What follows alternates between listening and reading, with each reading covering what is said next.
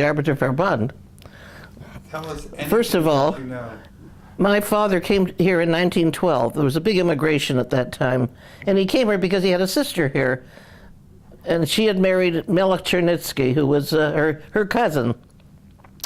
And he became a wealthy man. Anyway, he had a tobacco wholesale. That's beside the point. My father met my mother at this organization, which was formed during the First World War. My mother was all of 15. At these organizations where the women brought box lunches, and the men who wanted to talk to them admired them and bought their lunch, and they went to the highest bidder. You can imagine. My mother was telling me about all this. Anyway, my father started taking out my mother, and by the time she was 18, she got married to him. She was 15. But that's the way it was in those days. They got married. They didn't make a living of any big sorts. They weren't rich people. They were poor people. They worked at Copley, Noyes and Randall, which is Cambridge Clothes here, which Mr. Max Enkin bought later on. As a matter of fact, Murray Enkin lived next door to me for years, 45 years. Anyway, what happened was my mother and father got married, and when my mother came to this country, first of all, let me tell you, my grandfather came in 1902. His name was Shimon Buchhalter. And when he came here, why did he come here? Because he had been in the Austrian army, and he was looking after horses. He knew all about raising horses.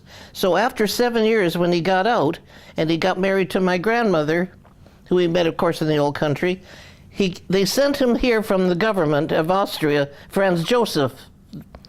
They were very good to the Jews then, very good. They sent him here with 8 horses to a place up in Mount Hope, near the airport, by the name of Wilkinson, and they're still there to breed these horses, the Austrian horses.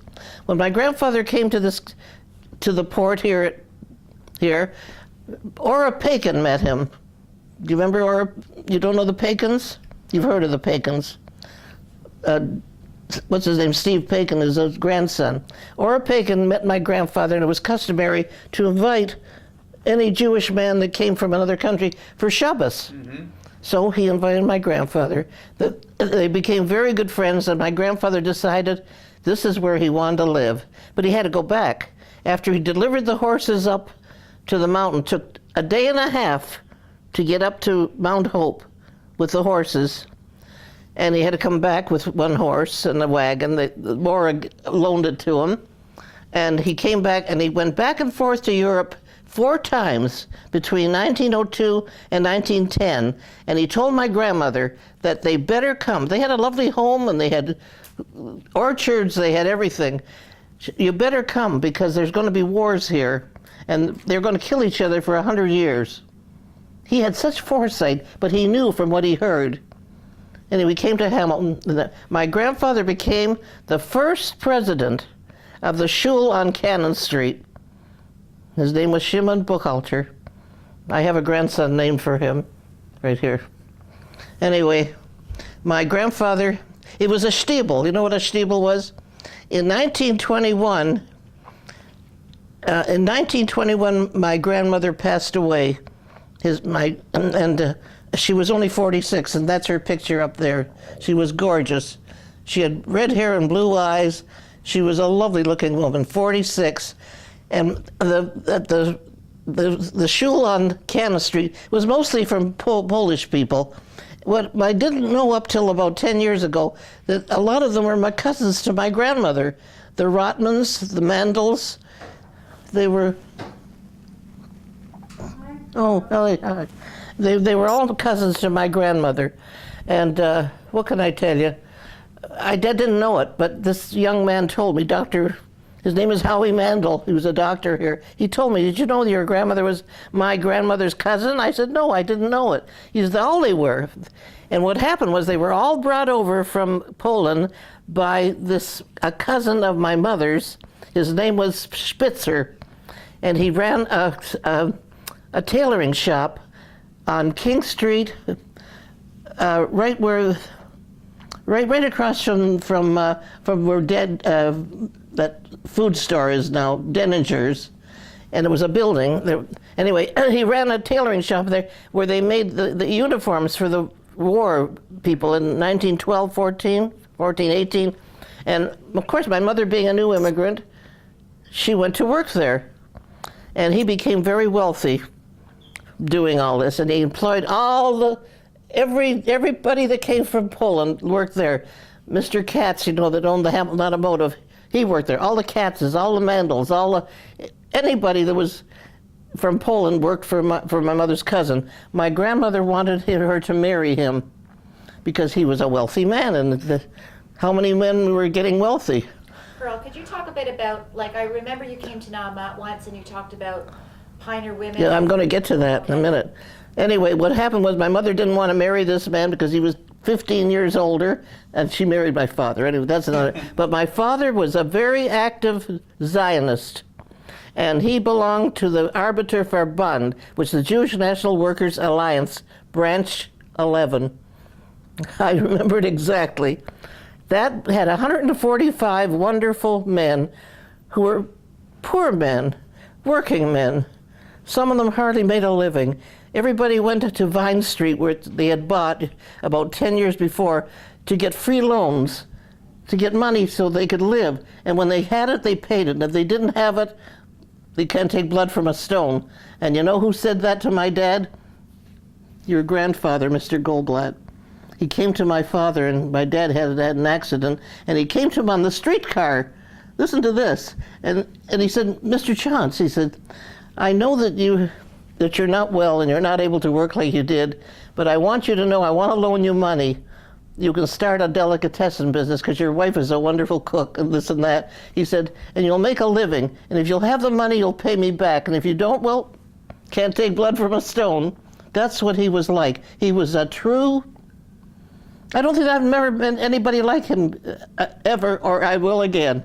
Who are you talking about? His name was Jacob Goldblatt. When it's her great-grandfather, he was magnificent.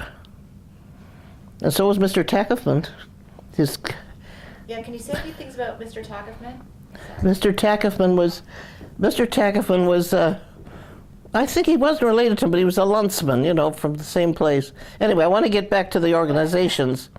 My father started to belong to the Verband. Now, the Verband was a dream. They were going to start Israel. They were going to buy pieces of land. They were going to do this, and there was a dream. They had no idea it was ever going to come to fruition. There were these 145 men, who some of them were the teachers in the Cheder there at 58 Vine, Mr. Loomer, Mr. Zvankin. These are people, they've forgotten about them. These are the people that should have had negative dinners. They were the ones who worked for it.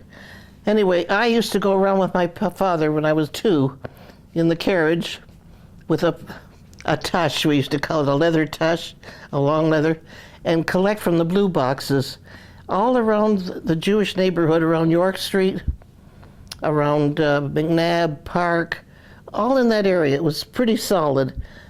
Everybody lived central because you had to go to shul. You had to be able to walk. Anyway, I remember the first $100 that was collected. My father used to walk home with me in the buggy and stop off on Mr. Finkelman, who had a candy store next to the Tivoli Theater on James Street.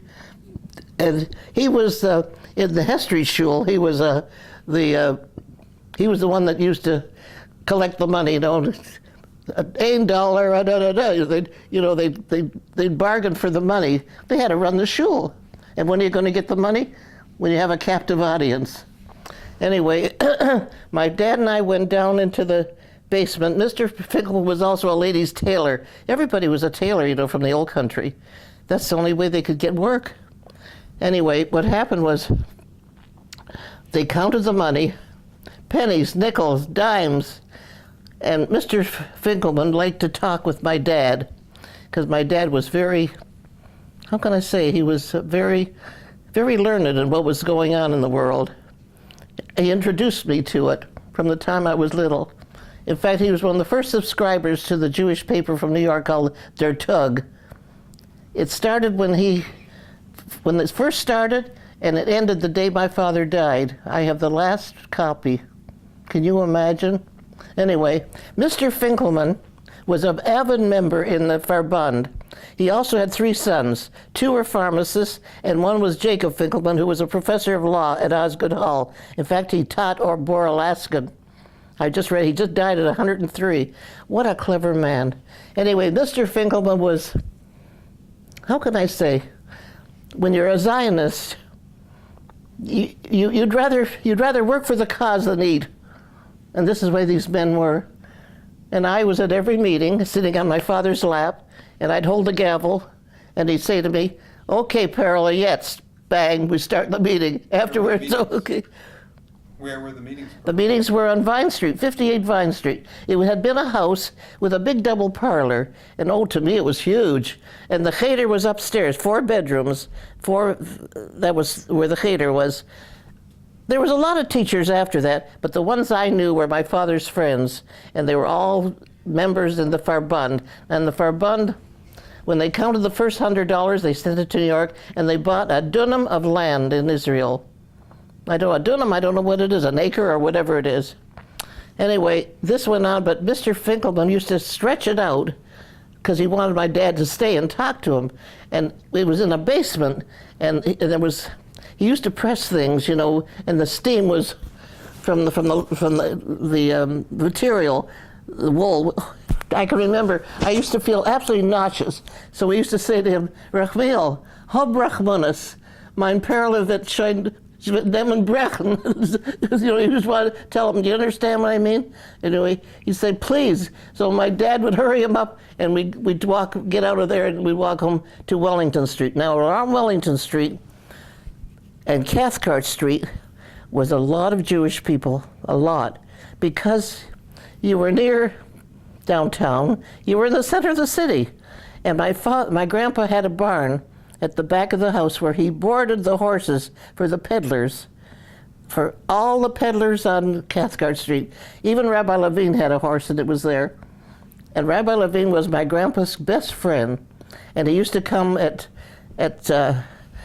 the fall, you know, what's the holiday, not Sukkot. Yeah, Sukkot. And it was every year, and he'd say, my mother would say, "Okay, Pearl, I'm going to fix you up now. You're going to get a picture. You're going to get the esrog and the lua, you know, over you." And I'd get so scared, and I'd run away, and they'd run around to find me. Finally, they'd catch me and sit me down, and he'd give me the whammy, I tell you. And he was a young man. See, I always thought they were old. He couldn't have been more than 40. And he was so nice looking, and he'd bring his son Yankel with him, Jack. Did you remember Jack?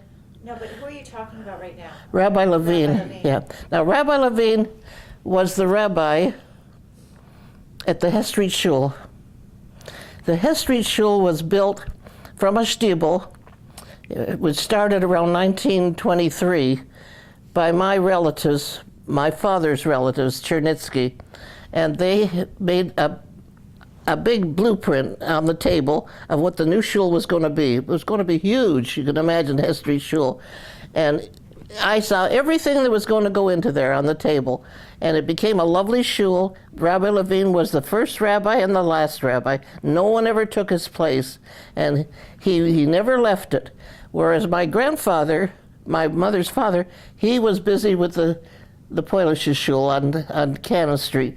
Now, in 1925, my grandfather moved away from it, but he bought a cornerstone at the shul. The new shul they built opened in 1925 on Cannon Street. It was beautiful. It was a takeoff from a shul in Europe, you know. That's where they designed them from. I saw them in Israel.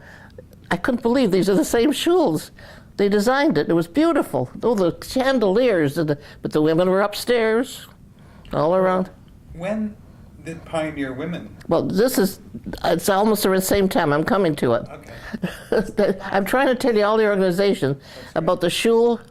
My grandfather, anyway, the shul was sold many years later when they built this one over here. Morris Cam bought it. And I told Morris, I want the cornerstone that says, in memory of my grandmother. Oh, he says, you can't have it. I says, why not? There's several there. So he says, well, they bought it, somebody bought it, and I don't want to bother them. Well, I went to bat and I bothered them. And we got it, and they're all up at the cemetery up on Old York Road. And I'm glad, because it's a memory, that's all. I won't be around, maybe nobody else will, but it's a memory. Anyway, so what happened? In 1926, we had moved away from Wellington Street due to family trouble. My grandpa remarried, and well, he was by himself. He couldn't, and my mother and father bought a house on Pearl Street, where Millie is, right across the road down the street. Anyway, my father bought the house on Pearl Street and fixed it up. It was a mess. It was a pleasure to look at. White with green, unheard of in those days. He worked so hard. Anyway, my mother was a very avid member in the Ladies Auxiliary of the Verbund, the Jewish National Workers Alliance. And she and, like Mrs. Fuss, who wasn't here yet, but Mrs. Vonken, there were people that you won't even remember their names, but look, Abe Zvonken's mother.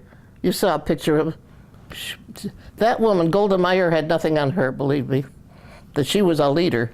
Anyway, what happened, and so was Mrs. Yaffe, Dora Yaffe, Adrian Yaffe's mother. Nobody would put anything over on them. They were avid workers. I tell you, the hours they spent on the phone stirring up. Oh boy, I tell you, they were amazing. I was just a little girl. I was about 6 or 7. Anyway, all of a sudden this woman came, and she spoke perfect English. She was a teacher, and she was so homely that we wondered, what on earth is she doing here? Golda Meir. She was, how can I tell you, all these ladies, you saw the picture of the ladies they had there at the Beth Jacob. That was my mother's organization. My mother was in it. And I think they had 40 people on the executive because they wanted everybody to be into it. They wanted everybody to do something. Well, Golda Meir came to Hamilton? Of course, she came to our house. Well, wait, so who sent her to Hamilton? She was sent from the Pioneer Women, which was Matzat HaPeolat, from Israel. She had gone to Israel because she lived in Minneapolis, you know. She was educated in the States. Milwaukee. Yeah, in Milwaukee. But when she went to Israel, she went through the pogrom in Russia, and she knew what was going on. Anyway, when she went to Israel, she became I would say she was one of the first women's liber. Was she impressive when she spoke? Like, were you impressed with her? Or were people impressed with her that day in Hamilton when she... Of course. She came here to form the Pioneer Women. It wasn't Pioneer Women then, it was the Arbeiter Verband. All these women were wives of the men who belonged to the Arbeiter Verband. And strong. Zionists, I don't think there's anywhere in the world any stronger. Anyway, all I can tell you is that she came and she lectured, and there were a group of women who agreed to break away from the Verband and form the Pioneer Women. I remember my sister was 2 years old. It was early in 27. Shirley was born in 25. And Shirley had beautiful curls. And she sat on Golda's knee, and Golda twirled her curls. She had such beautiful curls. And Shirley didn't like, she kept looking at her like this, you know. But anyway, that woman lectured, and she was so strong and adamant that a group of women broke away and formed the Pioneer Women right in my mother's house. Now, wouldn't you think my mother would join the Pioneer Women? No. My father would have had a fit. How could you desert us? How can you desert us? We need you. You're helping us raise the money. And you're going to go away now and be... Well, I'll tell you, my mother said to my father, my father felt that Mrs. Vonken was like a mother to him. She was 18 years older, and he didn't want to hurt her, and she didn't want this woman coming and telling her what to do. They had a huge fight in our house. I thought the place was going to get broken down. You never heard women screaming and hollering like that. Oh my God, it was awful. Anyway, a few women broke away, and I'll tell you who. Mrs. Schechter, the late Jack Schechter's mother, Lillian Schechter. That was named the Pioneer Women, the first one, Lillian Schechter chapter. Molly Tadelbaum, a few of the Kritzer women. They had been Adlers. 3 sister Adlers married 3 Kritzer brothers. there was about 10 of them broke away and formed the Pioneer Women. Now listen to this. My father made my mother promise that she would never join the Pioneer Women until Mrs. Vonken passed away. Mrs. Vonken passed away, she was 103. My mother was 87. Listen. Anyway, what happened was my mother on the QT always supported them, always begged for them, always never went to a meeting, but always saw to it that she bought the tickets whenever they had them. It was unbelievable the things she did quietly because she didn't want to hurt Mrs. Vonken. And when Mrs. Vonken died, we got wind of it. My mother had passed away, unfortunately. And what happened, my mother left in her will to adopt a child from the Pioneer Women. I've got it up, a plaque up here on this, with a picture of a boy. We don't know who he is, but imagine that it was $600. That was a lot of money for my mother, but she left it. And I don't know how many other people ever did that, but she wanted to know that she could be a Pioneer Woman posthumously. And she did. I have the papers to show that she became a member. Isn't that something? And the Pioneer Women, they had this group who were wonderful. I can't say they weren't wonderful. They were. My mother adored them. But then a younger group started, which I belonged to from the time, let's see, Michael was 2. Michael's 58 years ago. I became a member in the new group. Now, everybody's gone except Helen Yellen and me. And Frida Hoffman. That's it.